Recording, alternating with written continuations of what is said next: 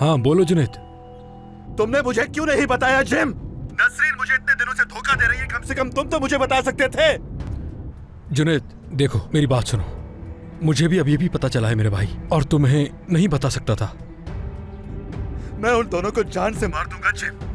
मैं उन्हें बताऊंगा कि मुझे धोखा देने की क्या सजा होती है। छोड़ूंगा नहीं मैं उन्हें, अब चाहे कुछ भी हो जाए मैं उन्हें छोड़ूंगा नहीं जिम। अरे मेरे भाई रुको रुको रुको, जरा खुद को संभालो। तुम कहाँ हो मुझे बताओ, मैं वहीं तुम्हारे पास आ जाता हूँ। देखो मेरे भाई, ऐसा कुछ भी नहीं करोगे, उनके खून से अपने हाथ मत रंगना, तुम्हें खुद को संभालना होगा। करीम के ऑफिस जा रहा हूँ, वहीं जाकर उसे मारूंगा, उससे भी नहीं छोड़ूंगा मैं। जुनैद मैं तुमसे क्या कह रहा हूँ, तुम कहीं नहीं जाओगे, और करीम के ऑफिस जाने की बिल्कुल भी तुम्हें जरूरत नहीं है। मैं आ रहा हूँ तुम्हारे पास। अल्लाह तुम्हें गारत करे नसरीन, अल्लाह तुम्हें गारत करे। नसरीन तुम आखिर अपनी हरकतों से कब बाज आओगी? सबकी जिंदगी बर्बाद कर दी।